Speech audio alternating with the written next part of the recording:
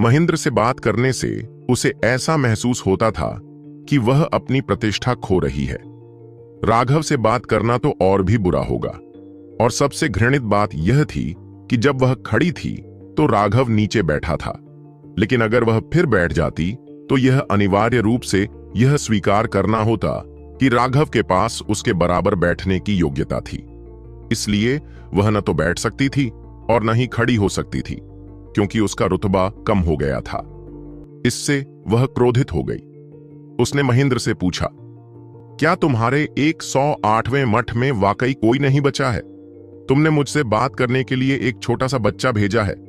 महेंद्र ने ठंडे स्वर में मुस्कुराते हुए कहा, राघव हमारे मठ के शिष्यों का प्रतिनिधि है। वह पिछली भ्रष्ट और धर्मी लड़ाई में कमांडर भी था। उन्होंने धर्मी शिष्यों का नेतृत्व करते हुए भ्रष्ट शिष्यों को पराजित किया, जिनकी संख्या उनसे कई गुना अधिक थी, और इस प्रकार हमें अभूतपूर्व विजय प्राप्त हुई। फिर अपनी शक्तिशाली लड़ाकू क्षमता का उपयोग करके वह एक रुद्राक्ष, एक 8 स्वभाव वाले हड्डी फोर्जिंग भ्रष्ट बुजुर्ग को मारने में कामयाब रहा। और इस बारे में भूल जाओ, तुम अपनी शेखी बघारने वाली झूठी बातें अपने मुंह में ही छोड़ सकते हो। मुझे इसमें कोई दिलचस्पी नहीं है। जानवी ने महेंद्र को घूर कर देखा। अगर तुम सुनना नहीं चाहते तो भाग जाओ। राघव हमारे मठ का प्रतिनिधि है। महेंद्र ने ठंडी मुस्कान दी। जैसे ही राघव प्रकट हुआ, उसने जानवी के दबंग रवैये को तुरंत खत्म करने के लिए व्यावहारिक रूप से सही दिखावटी प्रदर्शन किया। यह बात महेंद्र के लिए वाकई बहुत ताजगी भरी थी। अपने पूरे जीवन में वह आज जितना चिढ़ा हुआ कभी नहीं था। अब महेंद्र के मन में कोई और शंका नहीं रह गई थी। जानवी और भी ज्यादा क्रोधित हो गई। वह एक महान जांटियन विशेषज्ञ थी, लेकिन उससे कमतर लोगों ने उसे बार बार भाग जाने के लिए कहा था। रामानंद, क्या आपके 108वें मठ में मेहमानों के साथ ऐसा ही व्यवहार किया जाता है? जानवी की गुस्से भरी दहाड़ ने आसमान को हिलाकर रख दिया। इसे हजारों मील दूर तक साफ सुना जा सकता था। यह रामानंद को बाहर आने के लिए मजबूर करने का उसका प्रयास था। उसे बात करने के लिए अपने ही स्तर के किसी व्यक्ति की जरूरत थी। आप मेहमान कैसे हैं? राघव हमारे पूरे मठ का प्रतिनिधित्व कर सकता है। उसके शब्द मेरे शब्दों के समान ही हैं। अगर आपको यह पसंद नहीं है तो भाग जाओ। रामानंद की आवाज सभी के कानों में गूंज उठी। इससे मठ के शिष्यों का उत्साह बढ़ गया। संप्रदाय के नेता का समर्थन एक बड़ा प्रोत्साहन था। जानवी पूरी तरह से क्रोधित हो गई। वह हमेशा दूसरों को परेशान करती रही थी। यह पहली बार था जब वह इतनी नाराज थी। लेकिन अपने मिशन के बारे में सोचते हुए उसने अपने दांतों को भींच लिया और थूक दिया, ठीक है राघव, मैं तुमसे बात करूंगी। तुम बेशर्म बूढ़ी औरत, तुम इतनी बूढ़ी हो, तुम इतनी बदसूरत हो, और तुम अभी भी हमारे बॉस को प्रपोज करना चाहती हो? कैसी भ्रांतिपूर्ण सोच है।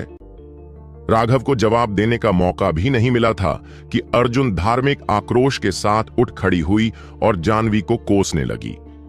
राघव ने मुंह में रानी मधुमक्खी का क्रिस्टल थूक दिया।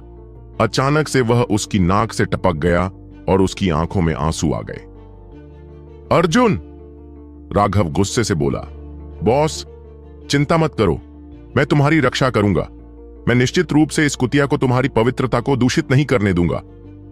अर्जुन ने ईमानदारी से उसकी छाती थपथपाई। जानवी की हत्या करने की मंशा सामने आई। उसे नफरत थी जब लोग उसे कुतिया कहते थे, चाहे वह खुलेआम हो या गुप्त रूप से। जो भी उसे ऐसा कहता था उसे मरना पड़ता था। अगर पहले वह गुस्से से भरी हुई थी तो अब वह हत्या के इरादे से भरी हुई थी। ऐसा लग रहा था कि वह किसी भी पल गुस्सा हो सकती है और लोगों को मारना शुरू कर सकती है। इससे राघव डर गया। बोलो, तुम यहां क्यों आए? राघव ने जल्दी से बातचीत को विषय पर वापस खींच लिया। जानवी को 2 गहरी सांसें लेनी पड़ी। अगर यहां आने का उसका कोई उद्देश्य न होता तो वह सचमुच उन 2 बदमाशों को मार देती।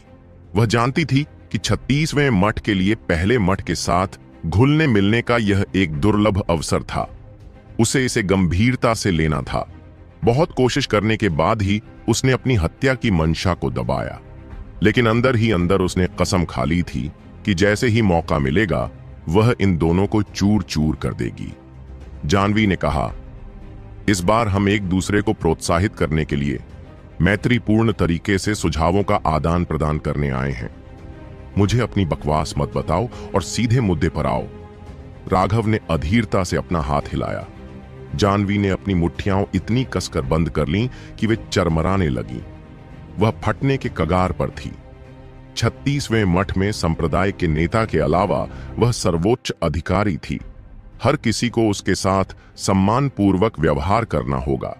अगर वह किसी के लिए जीना मुश्किल नहीं कर देती तो उन्हें वापस जाकर धन्यवाद के तौर पर धूप बत्ती जलानी पड़ती। लेकिन यहां मामला उल्टा था। उसके पास राघव के शब्दों को सहन करने के अलावा कोई विकल्प नहीं था। हालांकि उसके शब्द उसके खिलाफ लगातार उकसावे थे। उसने स्वयं को शांत रखने के लिए बहुत संयम बरता, लेकिन फिर भी उसकी आवाज थोड़ी कांप रही थी। हम प्रत्येक 10 लोगों को भेजेंगे और प्रत्येक मुकाबला एक ही स्तर के लोगों के बीच होगा। जो 6 मैच जीतेगा वह कुल मिलाकर जीत जाएगा। राघव ने ठंडे मन से जानवी को देखा। उसका हाव भाव बहुत अजीब था। उसकी निगाहों में थोड़ा उपहास, थोड़ी अवमानना और थोड़ी दया थी। उन्होंने आह भरते हुए कहा, तुम्हें जरूर कोई मानसिक बीमारी है ना? राघव के एक वाक्य ने जानवी के दबे हुए गुस्से को तुरंत भड़का दिया। राघव की ओर इशारा करते हुए उसका हाथ कांप उठा।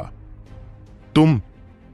एक जांटियन विशेषज्ञ को इस हद तक क्रोधित होते देखकर कि उसका शरीर अनैच्छिक रूप से कांप रहा था, महेंद्र का मूड काफी बेहतर हो गया।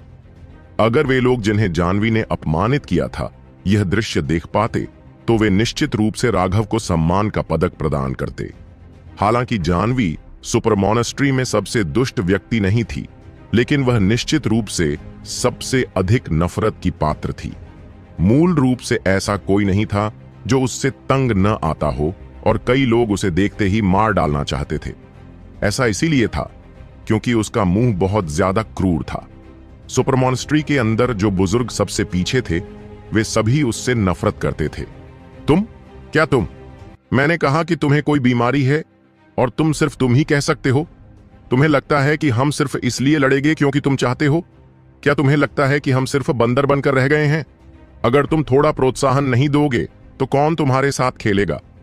क्या तुम्हें लगता है कि हम भी तुम्हारी तरह ऊब चुके हैं? राघव ने तिरस्कार पूर्वक कहा। जानवी को यह सुनकर राहत मिली।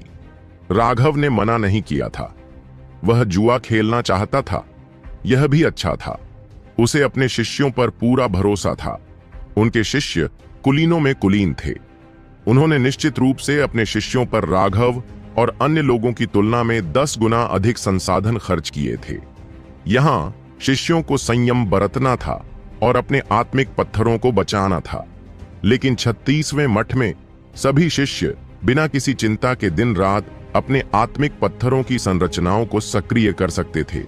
जहां तक औषधीय गोलियों और हथियारों की बात है तो कोई भी उत्कृष्ट शिष्य उन्हें सिर्फ अपना हाथ बढ़ाकर प्राप्त कर सकता था, और इसलिए 36वें मठ के अधिकांश शिष्य पहले ही मध्य अवस्था में पहुंच चुके थे और उनकी आभाएं अत्यंत मजबूत थीं।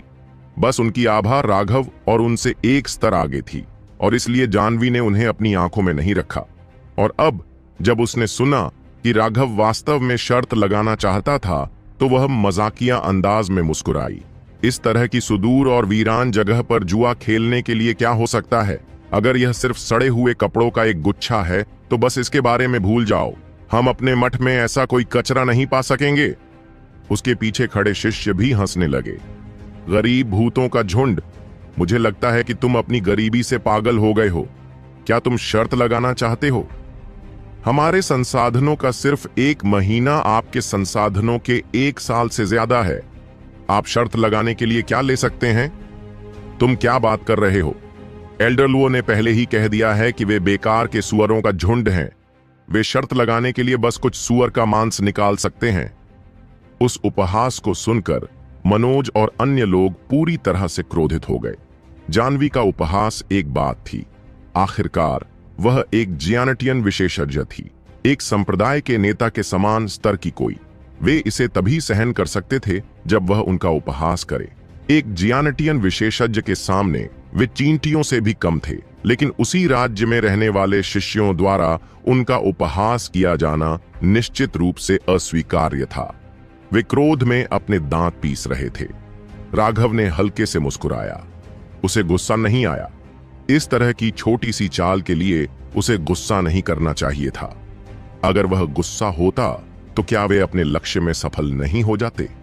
राघव अपने अनुभवों को एक ही वाक्य में बता सकता है। अगर कोई दुश्मन चाहता है कि तुम क्रोधित हो जाओ तो तुम बिल्कुल भी क्रोधित नहीं हो सकते। कम से कम तुम उस भाव को बाहर नहीं दिखा सकते, वरना तुम अपने दुश्मन के जाल में फंस जाओगे। वह जितना शांत और उदासीन होता, उतना ही उसके विरोधियों को ऐसा लगता कि उनकी मुट्ठियां हवा में ही टकरा रही हैं। ऐसे में उन्हें ही अस्वस्थ महसूस होता। आप सही कह रहे हैं। इस तरह के सुदूर और वीरान स्थान पर हमारे पास वास्तव में कुछ भी अच्छा नहीं है। मुझे लगता है कि चलो इन छोटी चीजों पर ही दांव लगा देते हैं। राघव ने अपनी स्थानिक अंगूठी से एक जेड बोतल निकाली। एक औषधीय गोली को उंडेलते हुए उंगली के एक झटके से उसने उसे जानवी की ओर उड़ा दिया। उस औषधीय गोली को पाकर जानवी उपहास से भर गई। औषधीय गोलियां उसके 36वें मठ के लिए कुछ भी नहीं थीं। जाहिर है उसने सोचा कि उन्हें यहां खजाने के रूप में माना जाता है। औषधीय गोली को घृणा से देखते हुए जानवी की अभिव्यक्ति अचानक बदल गई। ये सोचकर कि उसने गलत देखा है, उसने उसे सूंघा और फिर से ध्यान से उसकी जांच की। 3 कनेक्टिंग फ्लावर टेंडन पिल, उसने अविश्वास से कहा। यह गोली औषधीय गोलियों में बेहद कीमती थी। इसका मुख्य घटक 3 कनेक्टिंग फूल असाधारण रूप से दुर्लभ था। यहां तक कि महामठ में भी उस प्रकार का औषधीय घटक अत्यंत मूल्यवान था। उस तरह के रहस्यमयी पौधे की एक ही शाखा पर 3 फूल होते थे। जब वे तीनों फूल आखिरकार एक साथ जुड़ते थे तो उनके रंग एक दूसरे से अलग होते थे। यह कुछ ऐसा था जो केवल बर्फीले इलाकों में ही उगता था। इसके अलावा 3 कनेक्टिंग फ्लावर टेंडन पिल्स के लिए 3 कनेक्टिंग फ्लावर की आयु कम से कम 100 वर्ष से अधिक होनी आवश्यक थी। लेकिन इस गोली को सबसे कीमती बनाने वाली बात यह थी कि इसे परिष्कृत करने में बहुत समय लगता था और कठिनाई भी बहुत अधिक थी। यहां तक कि राघव के लिए भी 3 कनेक्टिंग फ्लावर टेंडन पिल्स की एक भट्टी को परिष्कृत करने में 12 घंटे लगते थे। इसके अलावा कोई रास्ता नहीं था। इस गोली को 4 अलग अलग अंतराल और 5 अलग अलग तरह के लौ नियंत्रण परिवर्तनों की आवश्यकता थी। विफलता की संभावना बहुत अधिक थी और इसलिए साधारण पिल मास्टर्स को 3 कनेक्टिंग फ्लावर टेंडन पिल को परिष्कृत करना सबसे ज्यादा नापसंद था। अधिकांश पिल मास्टर्स के लिए उनमें से एक भट्टी को परिष्कृत करने में कम से कम 3 दिन लगते थे और असफलता की दर चौंकाने वाली थी। लगभग 80% तक पहुंच गई। 3 पूरे दिन कड़ी मेहनत करने के बाद अंत में गोलियों की भट्टी को नष्ट कर देने के बाद कई गोली मास्टर्स को लगभग खुद को मारने की इच्छा होती थी। इस कारण यह गोली अत्यंत दुर्लभ हो गई। राघव ने इसे बंद करने से पहले केवल 2 भट्टियों में ही परिष्कृत किया था, क्योंकि यह बहुत थका देने वाली थी। लेकिन हालांकि यह थका देने वाला था, लेकिन कम से कम इसका मूल्य चौंकाने वाला था। यह टेंडन के लिए अत्यंत शक्तिशाली पोषण प्रभाव रखता था। टेंडन ट्रांसफॉर्मेशन का मतलब है व्यक्ति के टेंडन को मजबूत करना। टेंडन ही हड्डियों को मांसपेशियों से जोड़ते हैं। अगर आपकी मांसपेशियां मजबूत हैं लेकिन टेंडन कमजोर हैं तो आप शायद किसी भी तरह का बल लगाते ही खुद को चीर कर अलग कर लेंगे। साधना का पहला क्षेत्र ऊर्जा संघनन था और दूसरा रक्त संघनन था। इन दोनों ने रक्त को पोषण देने के लिए ऊर्जा का उपयोग किया। रक्त का उपयोग मांसपेशियों को पोषण देने के लिए किया ताकि उनकी ताकत चरम पर पहुंच सके।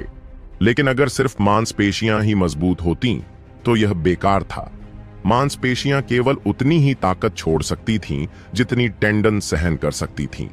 बिना टेंडन के शक्तिशाली मांसपेशियां सिर्फ मृत मांसपेशियां थीं और इसलिए टेंडन रूपांतरण तीसरा साधना क्षेत्र था, एक स्वर्गीय खाई जिसने लोगों के साधना पथ को अवरुद्ध कर दिया। टेंडन परिवर्तन साधकों के लिए एक अत्यंत महत्वपूर्ण मोड़ था। केवल टेंडन को मजबूत करने के माध्यम से ही आप अपनी मांसपेशियों की पूरी क्षमता को मुक्त कर सकते हैं। जहां तक 3 कनेक्टिंग फ्लावर टेंडन पिल की बात है, इसका उपयोग खेती के आधार को बढ़ाने के लिए नहीं बल्कि टेंडन को पोषण देने के लिए किया जाता था। यह टेंडन ट्रांसफॉर्मेशन विशेषज्ञों के लिए व्यावहारिक रूप से एक दिव्य औषधि थी, हालांकि यह अत्यंत दुर्लभ था। 36वें मठ में भी एक मुख्य शिष्य को महीने में केवल 10 ही मिल पाते थे। आंतरिक शिष्यों को महीने में केवल 1 ही मिलता था। जहां तक बाहरी शिष्यों की बात है तो वे ऐसी अच्छी औषधीय गोली प्राप्त करने में असमर्थ थे। वे केवल अन्य औषधीय गोलियों के साथ ही इसकी जगह ले सकते थे। इस तरह की दुर्लभ औषधीय गोली ऐसी चीज थी जो केवल शीर्ष 50 में शामिल मठों में ही होनी चाहिए। वास्तव में राघव ने इसके बारे में कभी सुना भी नहीं होगा। जानवी की तो बात ही छोड़िए, यहां तक कि महेंद्र और दूसरे बुजुर्गों को भी लगा कि यह अकल्पनीय है। हालांकि महेंद्र ने पहले भी 3 कनेक्टिंग फ्लावर टेंडन गोलियां देखी थीं, लेकिन उसे नहीं पता था कि राघव को यह कहां से मिल सकती है। हालांकि उसने सुना था कि राघव गोलियां परिष्कृत कर सकता है, लेकिन उसे यकीन नहीं हो रहा था कि यह 3 कनेक्टिंग फ्लावर टेंडन पिल उसके द्वारा परिष्कृत की गई है। यहां तक कि अनुभवी पिल मास्टर्स को भी उच्च श्रेणी की 3 कनेक्टिंग फ्लावर टेंडन पिल्स को परिष्कृत करना मुश्किल लगेगा। हां, यह 3 कनेक्टिंग फ्लावर टेंडन पिल है। इस सुदूर और वीरान जगह में वास्तव में कुछ भी अच्छा नहीं है। मैं शर्त लगाने के लिए केवल यह छोटा सा नाश्ता ला सकता हूं। इसके बाद राघव ने 3 कनेक्टिंग फ्लावर टेंडन पिल्स की कुछ और गोलियां निकालीं और उन्हें अपने मुंह में डाल लिया। राघव ने उन्हें ऐसे खाया जैसे वे कैंडी हों। उसका अभिनय इतना अच्छा था कि महेंद्र का चेहरा भी खिल उठा। उन 3 कनेक्टिंग फ्लावर टेंडन गोलियों का पूरा प्रभाव पाने के लिए उनके साथ अन्य औषधीय गोलियां निगलने की आवश्यकता थी। इस तरह से उन्हें खाने से राघव उनकी औषधीय शक्ति का आधा भी अवशोषित नहीं कर पाएगा, और इसीलिए महेंद्र और अन्य बुजुर्गों को तुरंत कुछ दर्द महसूस हुआ। सच तो यह है कि राघव को भी इस बात से कुछ तकलीफ हुई होगी। उसने सिर्फ इन गोलियों को परिष्कृत करने में ही खुद को थका दिया था। सबसे बड़ी बात यह है कि वह अभी तक टेंडन ट्रांसफॉर्मेशन तक भी नहीं पहुंच पाया था। इन 3 कनेक्टिंग फ्लावर टेंडन पिल्स को कैंडी की तरह खाने से कोई असर नहीं हुआ। खैर, इस समय इसका एक असर हुआ, दिखावा। अच्छा, हम शर्त लगा रहे हैं या नहीं? क्या यह सिर्फ कुछ स्नैक्स पर शर्त लगाना नहीं है? तुम्हें इतना दुखी होने की जरूरत नहीं है, जैसे तुम्हारा पति अभी अभी मरा है और तुम विधवा हो गई हो या कुछ और। अगर तुम शर्त नहीं लगाना चाहती हो तो भाग जाओ। इस समय अर्जुन राघव के पास खड़ी हुई और चुपके से कुछ शब्द बोले। एक जियानटियन विशेषज्ञ का इस तरह उपहास करना, यह उसके लिए एक बहुत बड़ा अवसर था। भविष्य में वह अपने साथियों को एक कहानी सुना सकेगा। जब मैं टेंडन परिवर्तन में था तो मैंने एक जियानटियन विशेषज्ञ के चेहरे पर शाप दिया और डांटा, और उसने मुझे जवाब में एक शब्द भी कहने की हिम्मत नहीं की। जानवी ने मजाक करते हुए कहा, हम 3 कनेक्टिंग फ्लावर टेंडन पिल आपके मठ में खजाना हो सकता है, लेकिन मेरे मठ में यह बिल्कुल भी नहीं है। आप कैसे शर्त लगाना चाहते हैं? राघव ने अपना सिर हिलाया। हम? तुम्हारा क्या मतलब है कि यह खजाना है? मैंने पहले ही कहा है कि हम सिर्फ स्नैक्स पर दांव लगा रहे हैं। फिर उसने 1 फुट से ज्यादा लंबी 3 जेड बोतलें निकाली। कॉर्क खोलते ही गोलियों की एक घनी गंध फैली, जिससे सभी के चेहरे पर भाव बदल गए। वह गंध स्पष्ट रूप से 3 कनेक्टिंग फ्लावर टेंडन पिल की गंध थी। राघव ने बोतल को हिलाया, जिससे पता चला कि वह पूरी तरह से भरी हुई थी। फिर उसने अंदर से कुछ गोलियां डालीं ताकि सबको पता चले कि वे सभी 3 कनेक्टिंग फ्लावर टेंडन पिल्स थीं, जिन पर गोलियों के प्रभामंडल थे जो उन्हें उच्च श्रेणी का बताते थे। वास्तव में जानवी द्वारा चुनौती दिए जाने से पहले ही राघव को इसकी उम्मीद हो गई थी। उसने अपनी 3 कनेक्टिंग फ्लावर टेंडन गोलियों को अलग अलग बोतलों में बांट लिया था, लेकिन सच तो यह है कि उन बोतलों में ज्यादातर दूसरी औषधीय गोलियां भरी हुई थीं, जिनका असर और खुशबू सिर्फ 3 कनेक्टिंग फ्लावर टेंडन पिल जैसी ही थी। बस इतना था कि 3 कनेक्टिंग फ्लावर टेंडन पिल्स को सबसे ऊपर रखा गया था। कुछ छोटे छोटे सुरागों को देखकर सच्चाई बताना संभव हो सकता था। हालांकि राघव के पिछले दिखावे से सभी लोग पहले ही गुमराह हो चुके थे कि वह नाश्ते के तौर पर असली 3 कनेक्टिंग फ्लावर टेंडन पिल्स का इस्तेमाल कर रहा था। इस वजह से वे आसानी से उसके झांसे में आ गए। सबूत दिखाने के बाद राघव ने औषधीय गोलियां रख दी। हैरान जानवी से उसने कहा, सच में मैं अभी सिर्फ दिखावा कर रहा था। मुझे उम्मीद है कि तुम्हें बुरा नहीं लगेगा। दुर्भाग्य से मेरे पास सिर्फ 800 गोलियां हैं। 800 गोलियां। यहां तक कि जांटियन विशेषज्ञ जानवी का भी दिल धड़क उठा। उसने अविश्वास से राघव की ओर देखा। चूंकि हम 10 राउंड ले रहे हैं तो मैं कहूंगा कि हमें एक राउंड में 80 गोलियां लेनी चाहिए। कैसा रहेगा? राघव ने शान से कहा। जानवी हिचकिचाया। राघव ने भौहें सिकोड़ी और व्यंग्य किया। अभी कौन था जिसने दूरदराज और वीरान होने के बारे में कुछ कहा था? कुछ ऐसा जो आपके पास संभवतः नहीं हो सकता। मेरी याददाश्त इतनी अच्छी नहीं है, इसलिए मैं भूल गया हूं कि यह किसने कहा था। मैं सीनियर को याद दिलाने के लिए परेशान करना चाहता हूं। जानवी की अभिव्यक्ति अब बेहद बदसूरत थी। वह अभी भी स्तब्ध थी।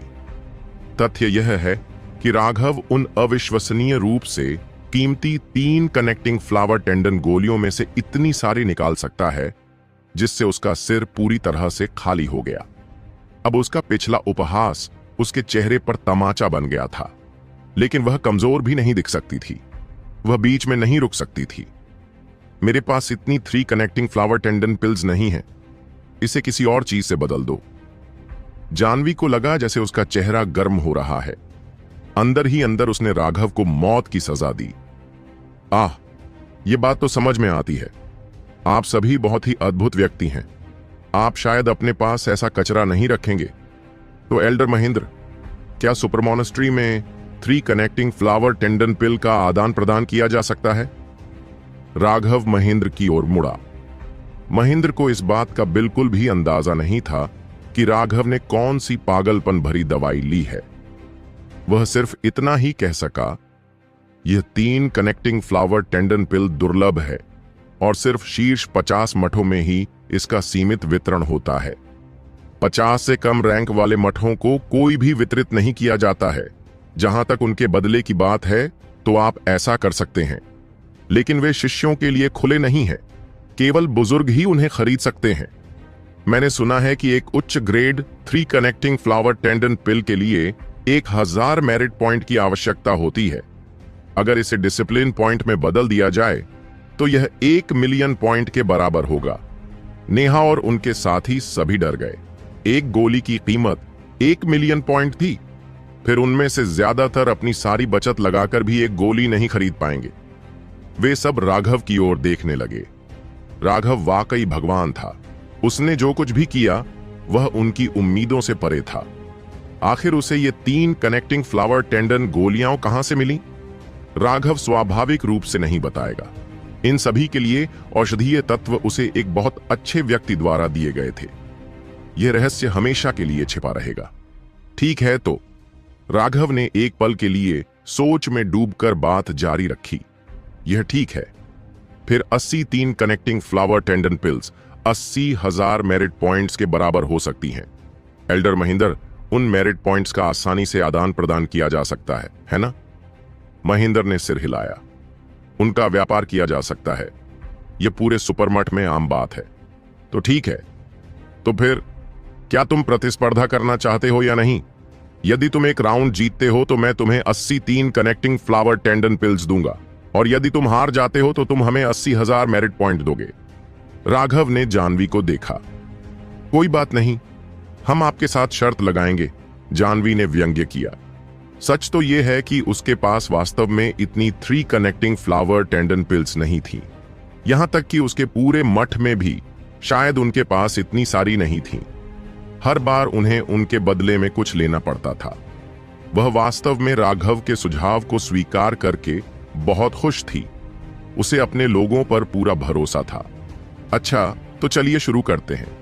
पहले राउंड के लिए आप चुन सकते हैं कि कौन सा लेवल है। हालांकि आप मेहमान नहीं हैं, लेकिन हम आपको धमकाएंगे नहीं। हम आपको पहल करने का मौका देंगे। राघव आलस से कुर्सी पर बैठ गया। चुनने की कोई जरूरत नहीं है, हम सबसे निचले स्तर से सबसे ऊंचे स्तर पर जाएंगे। पहला राउंड बाहरी शिष्य स्तर पर होगा। कौन जाना चाहता है? जानवी ने अपने शिष्यों से चिल्लाकर पूछा। यह शिष्य जाना चाहता है। एक पतला और लंबा आदमी मार्शल स्टेज पर कूद गया। लोग यह देखकर चौंक गए कि यह शिष्य टेंडन परिवर्तन के 5वें स्वर्ग चरण में पहुंच गया था। जहां तक उनके मठ के बाहरी शिष्यों का सवाल है, वे सभी केवल तीसरे स्वर्ग स्तर पर थे। उनमें से कोई भी मध्य स्तर तक नहीं पहुंचा था। उस दुबले पतले लंबे आदमी ने घृणा से उन पर नजर डाली और व्यंग्यात्मक लहजे में कहा, कौन व्यक्ति खुद को मौत के मुंह में भेजना चाहेगा? हमें क्या करना चाहिए राघव? किसे जाना चाहिए? नेहा थोड़ा घबराई हुई थी। ये 36वें मठ के शिष्य सभी कुलीनों में कुलीन थे। उनकी आभा अतुलनीय रूप से प्रबल थी। इस पहलू में उनका मठ उनसे स्पष्ट रूप से कमजोर था। सबसे महत्वपूर्ण बात यह थी कि बाहरी शिष्य उनके सबसे कमजोर सदस्य थे, क्योंकि बाहरी शिष्यों को दिए जाने वाले संसाधनों की मात्रा बेहद कम थी। डरने की कोई जरूरत नहीं है, कोई भी ऊपर जा सकता है। नतीजा वही होगा, राघव ने उदासीनता से कहा। क्या तुम सब डरे हुए हो? हा, जैसा कि उम्मीद थी, तुम सच में कायर सुअरों का एक समूह हो। उस पतले लंबे आदमी ने अपना सिर उठाया और हंसा। तुम इसके लिए पूछ रहे हो? अचानक एक गुस्से भरी दहाड़ सुनाई दी और एक आकृति मार्शल स्टेज पर उड़कर आई। राघव ने उस व्यक्ति को मनोज के अधीनस्थों में से एक के रूप में पहचाना। मुझे मनीष, कुछ संकेत साझा करने दो, लंबे पतले आदमी ने घृणा से कहा। एक छोटे से टेंडन परिवर्तन की शुरुआत में कमजोर व्यक्ति के पास मेरे साथ पॉइंटर्स का आदान प्रदान करने की योग्यता नहीं है। भाग जाओ। वह उपहास करते हुए भी मनीष की ओर आगे बढ़ा। इस द्वंद्व युद्ध में किसी को चिल्लाकर शुरू करने की जरूरत नहीं थी। जैसे ही आप मंच पर कदम रखते हैं, युद्ध शुरू हो जाता है। यह दुबला पतला लंबा आदमी बहुत शक्तिशाली था। जैसे ही उसने कोई कार्रवाई की, उसका आभा मंडल फूट पड़ा। कितना शक्तिशाली! नेहा की अभिव्यक्ति बदल गई। 36वां मठ वास्तव में बहुत शक्तिशाली था। यह कोई आश्चर्य की बात नहीं थी कि वे इतने घमंडी थे। उनके पास घमंडी होने का कौशल था। उनकी आभा अविश्वसनीय रूप से स्थिर थी। उनसे आने वाले दबाव के कारण सांस लेना मुश्किल हो जाता था। यह निश्चित रूप से उनके द्वारा इस्तेमाल की जाने वाली साधना तकनीक से संबंधित था। जैसे ही वह दौड़ा, उसने अपनी तलवार निकाली और एक ठंडी रोशनी मनीष पर गिरी। भाग जाओ सुअर! जब मनीष मार्शल स्टेज पर कूदा था तो वह घबराया हुआ था। वह जानता था कि यह लड़ाई बेहद महत्वपूर्ण थी। वह बस अपने विरोधियों का उपहास सहन नहीं कर पा रहा था। लेकिन जैसे ही उसका प्रतिद्वंद्वी उस पर टूट पड़ा, उसकी चिंता और उदासी पूरी तरह से गायब हो गई। ऐसा लग रहा था कि उसके खून ने उसके प्रतिद्वंद्वी के व्यवहार पर प्रतिक्रिया की और तुरंत गर्म हो गया।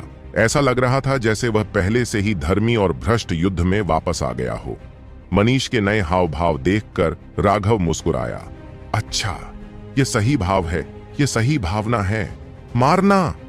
अचानक मनीष दहाड़ उठा और एक अतुलनीय क्रूर आभा ने तुरंत उस लंबे पतले आदमी को अपनी जगह पर जकड़ लिया। मनीष एक क्रोधित जानवर की तरह आगे बढ़ा।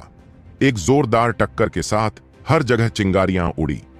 जैसे ही मनीष की कृपाण उस आदमी की तलवार से टकराई, एक बहुत बड़ा विस्फोट हुआ। लगभग सभी को आश्चर्य हुआ कि लंबा पतला आदमी, जो पहले बहुत ताकतवर लग रहा था, वह मनीष के बराबर ही था। वे दोनों कई कदम पीछे हट गए, लेकिन महेंद्र और अन्य बुजुर्गों की दृष्टि तेज थी और उन्होंने तुरंत समझ लिया कि क्या हुआ था। जब असली ताकत की बात आई तो लंबा पतला आदमी निश्चित रूप से मनीष से एक स्तर ऊपर था।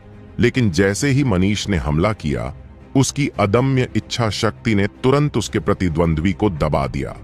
इस तरह की इच्छा शक्ति उसके अंदर से आती थी।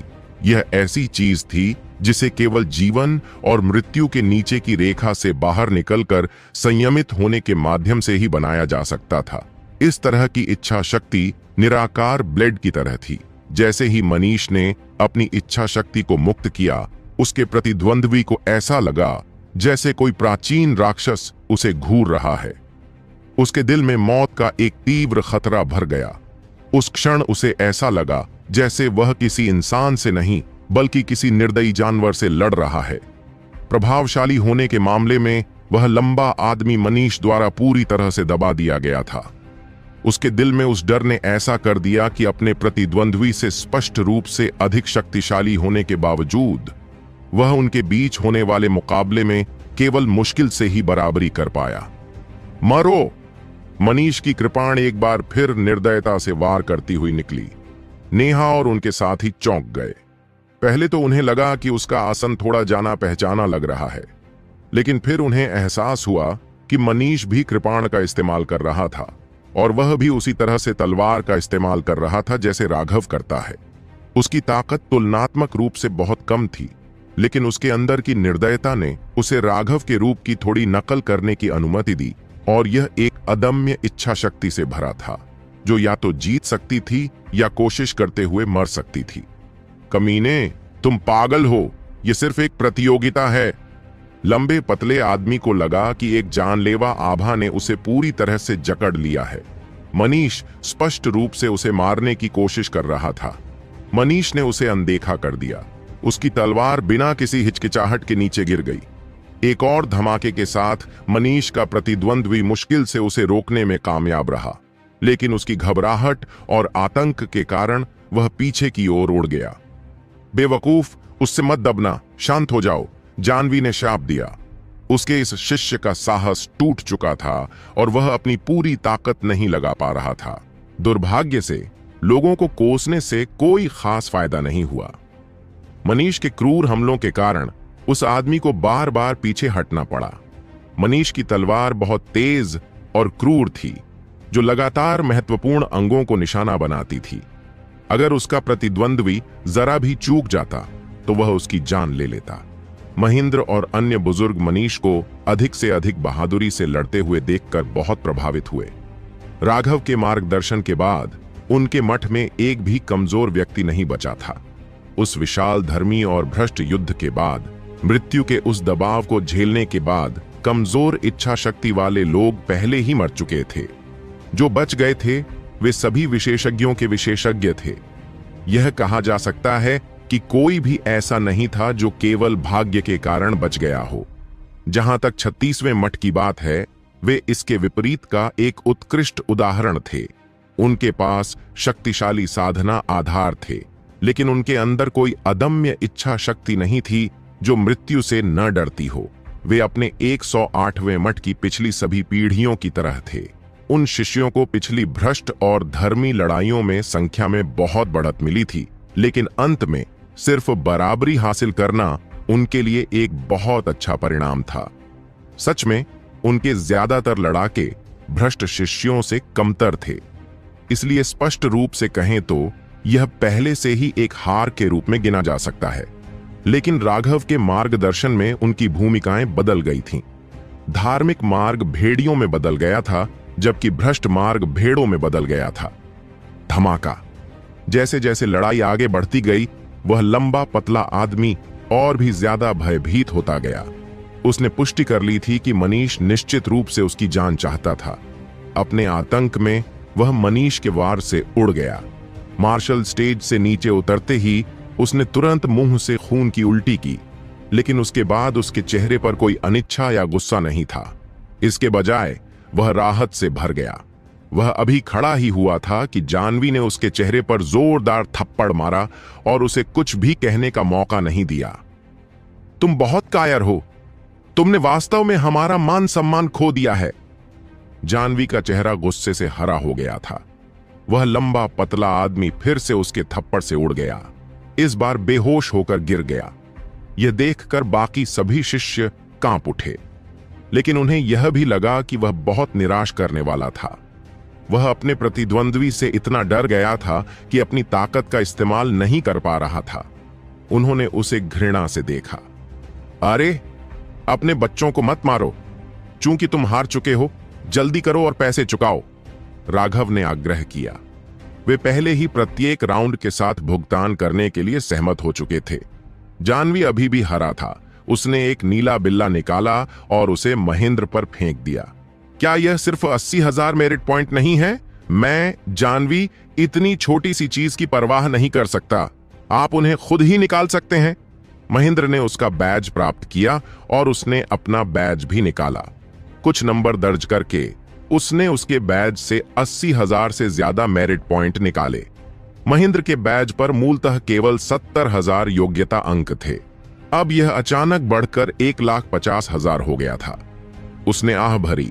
उनका 36वां मठ वाकई बहुत अमीर था। उन्होंने ऐसे व्यवहार किया जैसे 80,000 योग्यता अंक कुछ भी नहीं थे। लेकिन हालांकि वे ऐसा दिखावा कर सकते थे जैसे कि यह कुछ भी नहीं था, आपको यह देखने के लिए जाह्नवी से पूछना होगा कि क्या यह वास्तव में सच था। अपना बैज वापस पाकर और 80,000 मेरिट पॉइंट गायब होते देखकर उसके दिल से खून टपक रहा था। हालांकि उसने बाहर से ऐसा कुछ नहीं दिखाया। वह ऐसे पेश आती रही जैसे कुछ हुआ ही ना हो। उसने हल्के से कहा, चलो अगले राउंड के साथ आगे बढ़ते हैं। अगले दौर के लिए जाह्नवी ने एक और बाहरी शिष्य को चुना। यह नया शिष्य बहुत ही ताकतवर था। एक क्रूर शक्तिशाली योद्धा की तरह दिख रहा था।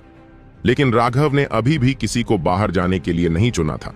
यह देखकर कि राघव ने कुछ नहीं कहा, स्वर्ग पृथ्वी गुट के बाहरी शिष्यों में से एक उछल पड़ा। राघव ने उस शिष्य को पहचान लिया।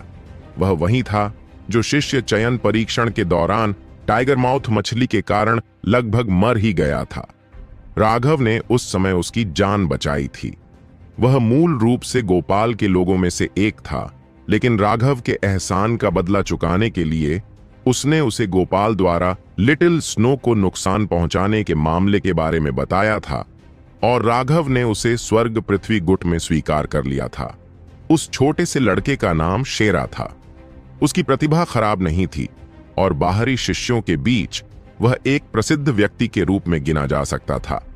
उसे बाहर जाते देख राघव ने सिर हिलाया। अन्य 80,000 योग्यता अंक उनके पास भेजे जाने वाले थे। उसके सामने खड़ा ताकतवर आदमी एक और मिड टेंडन ट्रांसफॉर्मेशन विशेषज्ञ था। शुरुआती टेंडन ट्रांसफॉर्मेशन शेरा को देखकर उसने तिरस्कार पूर्वक कहा, तुम मेरे मुकाबले में नहीं हो। अगर तुम होशियार हो तो तुम तुरंत भाग जाओगे, नहीं तो मैं तुम्हारी जान ले लूंगा। मेरे पास आओ। शेरा ने अपना सिर हिलाया और अपनी तलवार निकाल ली। ठीक है, चूंकि तुम मरना चाहते हो, मैं तुम्हारी मदद करूंगा। उस बलिष्ठ आदमी ने नाक सिकोड़ी और तलवार निकाल ली। वह क्रूर शक्ति से लड़ने के लिए अत्यंत उपयुक्त लग रहा था। वह अचानक शेरा पर टूट पड़ा। उसका शरीर प्रेत जैसा था और वह बहुत ही दबंग लग रहा था।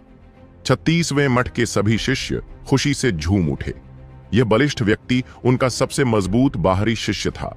न केवल उसकी साधना का आधार सबसे ऊंचा था, बल्कि पार्श्विक शक्ति उसकी विशेषता थी। जब वह युद्ध करता था तो उसके पास बड़ी बढ़त होती थी। उस तलवार को अपनी ओर आते देख शेरा ने उसे पूरी तरह से नजरअंदाज कर दिया और उसकी तलवार सीधे उसके दिल पर जा लगी।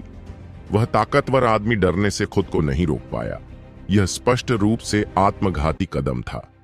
उसने शुरू में ही उसे अपने साथ ले जाने का फैसला कर लिया था। वह यह नहीं जानता था कि राघव ने पहले से ही उन सभी को एक निश्चित लड़ाई की रणनीति सिखा दी थी। अपनी जान जोखिम में डालना। अपनी जान जोखिम में डालना सबसे प्रभावी वध विधियों में से एक था, लेकिन यह सभी लोगों पर प्रभावी नहीं था। इसलिए आपको यह तय करना था कि इसका इस्तेमाल किस पर करना है। अगर आप अपनी जान जोखिम में डालना चाहते हैं तो आपको ऐसे लोगों को ढूंढना होगा जो ज्यादा सामान्य सोच रखते हों। अगर आप किसी ऐसे व्यक्ति के खिलाफ अपनी जान जोखिम में डालते हैं जो मौत से डरता है, तो वह तुरंत आसान शिकार बन जाएगा। क्योंकि वे मौत से डरते थे, वे डरे हुए होंगे और वे निश्चित रूप से आपके खिलाफ पूरी ताकत से लड़ने के लिए अपनी जान जोखिम में डालने की हिम्मत नहीं करेंगे। तब तक आप आधी लड़ाई जीत चुके होंगे। हालांकि यह रणनीति हर किसी के खिलाफ कारगर नहीं थी। पागलों और मूर्खों के अलावा ऐसे सच्चे योद्धा भी थे जो मौत से नहीं डरते थे और आपके खिलाफ अपनी जान जोखिम में डालने की हिम्मत रखते थे। सच्चे योद्धा तो बहुत पहले ही मौत से बेखौफ हो चुके हैं, और ये दिखावटी घमंडी लोग असली योद्धा कैसे हो सकते हैं? शेरा को लड़ने के लिए इस रणनीति का उपयोग करने से पहले सोचने की भी जरूरत नहीं थी। 108वें मठ के शिष्यों के लिए उनके जीवन को पहले ही राघव ने मौत के हाथों से छीन लिया था। वे एक बार मौत को धोखा दे चुके थे। अब अगर उन्हें अपनी जान भी गंवानी पड़े तो भी उन्हें कोई परवाह नहीं। इसलिए उन्होंने अपनी जान जोखिम में डालने का साहस किया और वे अदम्य इच्छा शक्ति से भरे हुए थे। उस बलिष्ठ व्यक्ति के चेहरे पर तब भाव बदल गए जब उसने शेरा की तलवार को अपने दिल की ओर बढ़ते देखा।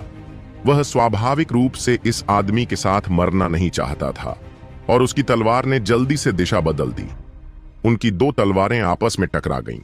शारीरिक रूप से बेहद शक्तिशाली होने और मजबूत साधना आधार होने के कारण वह शेरा को पीछे धकेलने में कामयाब रहा। मांसल आदमी ने ठंडी सांस लेते हुए कहा, कमजोर। उसकी तलवार ने एक बार फिर शेरा पर वार किया। इस बार वह और भी ज्यादा ताकत का इस्तेमाल कर रहा था।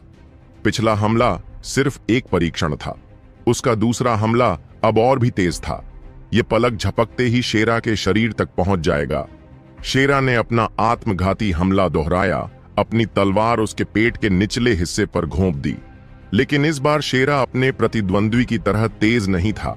अगर ऐसा ही चलता रहा तो मजबूत आदमी की तलवार तेजी से उसके कंधे को चीर देगी। और फिर भी शेरा की तलवार जरा भी नहीं डगमगाई। वह सोच रहा था, तुम्हारी तलवार मुझे टुकड़ों में काट सकती है, लेकिन मेरी तलवार तुम्हारे डेंटियन को भी भेद देगी।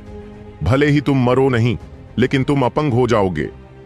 उस बलिष्ठ व्यक्ति ने देखा कि शेरा की अभिव्यक्ति अभी भी पूरी तरह से शांत और उदासीन थी। वह चौंक गया, क्योंकि शुरू में उसने सोचा था कि वह उसे डराने की कोशिश कर रहा था, लेकिन अब उसे एहसास हुआ कि वह गलत था। इस कमीने को स्पष्ट रूप से मौत का डर नहीं था, वह स्पष्ट रूप से उसे अपने साथ नीचे लाने की योजना बना रहा था। इस बलिष्ठ व्यक्ति को बाहरी शिष्यों में एक निर्दयी व्यक्ति भी माना जा सकता है। उसके हमले निर्दयी थे और उसके कई साथी बाहरी शिष्य उसके द्वारा घायल हो गए थे। कमजोर लोग ताकतवर लोगों से डरते थे, ताकतवर लोग निर्दयी लोगों से डरते थे और निर्दयी लोग उन लोगों से डरते थे जो मौत से नहीं डरते थे। इस दुनिया में ऐसे बहुत कम लोग थे जो उन लोगों से नहीं डरते थे जो मौत से नहीं डरते थे। इससे पहले इस बलिष्ठ व्यक्ति ने हारने वाले लंबे पतले आदमी का मजाक भी उड़ाया था, लेकिन अब शेरा का सामना करते हुए उसे आखिरकार अपने संघर्ष का एहसास हुआ। उसकी तलवार शेरा के शरीर को काटने से सिर्फ 1 इंच दूर थी, लेकिन उसने जल्दी से उसे वापस ले लिया ताकि तलवार उसके पेट पर वार न कर सके। अपने हमले को बदलने के कारण उसकी गति अब शेरा की तुलना में धीमी थी। हालांकि वह मुश्किल से उसे रोकने में कामयाब रहा। शेरा की तलवार की नोक उसके पेट तक पहुंच गई थी और उसके कपड़ों में एक छेद हो गया था। उस बलिष्ठ व्यक्ति को अपने पेट पर ठंडक का एहसास भी हो रहा था। वह बार बार अपनी किस्मत को धन्यवाद दे रहा था कि उसने अपना हमला वापस ले लिया, नहीं तो वह पहले ही मर चुका होता। अब उसे पसीना आने लगा। शेरा की उदासीन अभिव्यक्ति देखकर वह घबरा गया। वह अपने जीवन को ऐसे कैसे संभाल सकता था जैसे कि वह कुछ भी नहीं है। उस बलवान आदमी की हिम्मत अब पूरी तरह टूट चुकी थी। शेरा की तलवार अब उसकी ओर बढ़ रही थी। उसके सारे हमले निर्दयी थे। उसका लक्ष्य सत्ता हासिल करना नहीं था, बल्कि मारना था।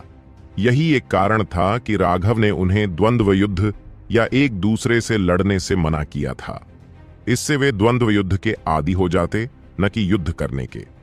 युद्ध का लक्ष्य हमेशा अपने प्रतिद्वंद्वी को मारना होता था। यह कोई खेल नहीं था, और अब उनके सामने यह उदाहरण सबसे अच्छा सबूत था। चाहे वह साधना का आधार हो या ताकत, यह मांसल आदमी शेरा से एक स्तर आगे था। लेकिन शेरा के निर्मम हमलों के सामने उसकी हरकतें पूरी तरह से अस्त व्यस्त हो गईं और वह बहुत सतर्क हो गया, अपनी ताकत दिखाने में असमर्थ हो गया। यह सिद्धांत भी राघव ने उन्हें सिखाया था। जब दो लोग लड़ते हैं तो जो मौत से ज्यादा डरता है उसके मरने की संभावना अधिक होती है। केवल मृत्यु के भय के प्रतिबंधों से बचकर ही आप स्वयं को शांत रख सकते हैं। अपनी आंखों के भीतर सब कुछ आसानी से देख सकते हैं, अपने विरोधियों की हर कमजोरी को देख सकते हैं तथा अपनी सबसे बड़ी ताकत को सामने ला सकते हैं। इसमें अपने प्रतिद्वंद्वी के सबसे कमजोर पक्ष पर हमला करने के लिए अपनी सबसे मजबूत ताकत का 100% प्रयोग करना शामिल था। साधना तकनीक, युद्ध कौशल, साधना आधार, शारीरिक शक्ति और शायद बुद्धि के संदर्भ में भी शेरा अपने प्रतिद्वंद्वी से कमतर था, लेकिन अपनी दृढ़ इच्छा शक्ति पर भरोसा करके वह अपने प्रतिद्वंद्वी का आत्मविश्वास तोड़ने में सक्षम हो गया, जिससे उसकी युद्ध क्षमता में तेजी से गिरावट आई। पहले आदान प्रदान में मामूली बढ़त हासिल करने के अलावा इस बलवान व्यक्ति को अब लगातार पीछे हटने पर मजबूर होना पड़ा और वह केवल शेरा के हमलों का प्रतिक्रियात्मक रूप से बचाव कर रहा था। शेरा के हमले सभी क्रूर थे, कभी कभी तो वह अपनी जान जोखिम में डाल देता था, और वह विशेष रूप से शांत भाव जो पूरे समय उसके चेहरे पर था, वह उससे भी अधिक भयावह था जितना कि अगर वह किसी क्रूर भाव को धारण करता। नेहा अपना सिर हिलाने से खुद को नहीं रोक पाई।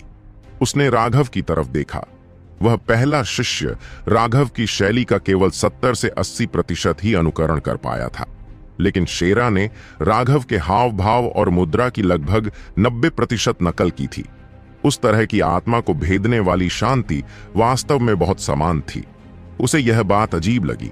मठ के लगभग सभी शिष्य राघव को अपना आदर्श मानते थे, लेकिन सच तो यह था कि उनमें से कोई भी नहीं जानता था कि राघव अब सिर्फ 17 साल का है। वह उससे 1 साल छोटा था। बस इतना ही था कि राघव में भी एक स्थिरता और शांति थी जो उसकी उम्र से मेल नहीं खाती थी। उसके पास एक ऐसी बुद्धि भी थी जो उनसे कहीं ज्यादा थी, इसलिए उन्हें राघव 20 साल का कोई व्यक्ति लग रहा था। राघव को अपनी कुर्सी पर आराम करते देख नेहा को गर्मी का एहसास हुआ। उसे वाकई अच्छा लग रहा था कि राघव उसके साथ है। उसने पाया कि वह राघव पर अधिक से अधिक निर्भर होती जा रही थी। ऐसा लग रहा था कि जब तक राघव मौजूद है तब तक चाहे आसमान भी टूट जाए, उसके कंधे उस भार को सहन करने में सक्षम होंगे। मार्शल स्टेज पर एक जोरदार धमाका हुआ जिसने नेहा के विचारों को काट दिया। जब उसने मुड़कर देखा तो उसने देखा कि शेरा का हाथ पूरी तरह से टूटकर लटक रहा था। जहां तक उसके प्रतिद्वंद्वी का सवाल है, उसने अपना गला पकड़ रखा था। उसकी उंगलियों से खून बह रहा था और वह पूरी तरह से डरा हुआ था। You have lost. हालांकि शेरा का हाथ टूट गया था, फिर भी वह भावशून्य था। उसने अपने प्रतिद्वंद्वी पर ठंडे अंदाज में तलवार तान दी। भीड़ में एकदम सन्नाटा था। अभी अभी सभी ने स्पष्ट रूप से देखा था कि शेरा ने अपनी बांह का इस्तेमाल करके उस तलवार के हमले को जबरन रोका था ताकि वह अपनी तलवार को अपने गले में घोंप सके। यदि शेरा की तलवार थोड़ी और आगे बढ़ जाती तो गला नहीं कटता, बल्कि सिर गिर जाता। इस प्रकार गला कट जाने के कारण वह व्यक्ति कुछ भी बोलने में असमर्थ हो गया। भयभीत होकर वह शीघ्रता से युद्ध मंच से नीचे कूद गया। तुरंत ही कोई व्यक्ति उसे ठीक करने के लिए आया। वह व्यक्ति एक लकड़हारा था जिसने तुरंत ही उसका खून बहना बंद कर दिया। एक साधारण व्यक्ति के लिए उसका गला काटना निश्चित मृत्यु के बराबर होता, लेकिन साधक रक्त के प्रवाह को दबा सकते थे, इसलिए यह ज्यादा नहीं था। लेकिन गले पर लगे उस घाव ने उसे पूरी तरह से डरा दिया था। घबराहट में वह मार्शल स्टेज के ऊपर रहने की हिम्मत नहीं जुटा पाया था। उस व्यक्ति को बुरी तरह पराजित होते देख 36वें मठ के शिष्यों का दिल बैठ गया। कमीने, तुम सच में बहुत क्रूर हो। जानवी बहुत क्रोधित थी। उसके शिष्यों को इस तरह की लड़ाई शैली की बिल्कुल भी आदत नहीं थी।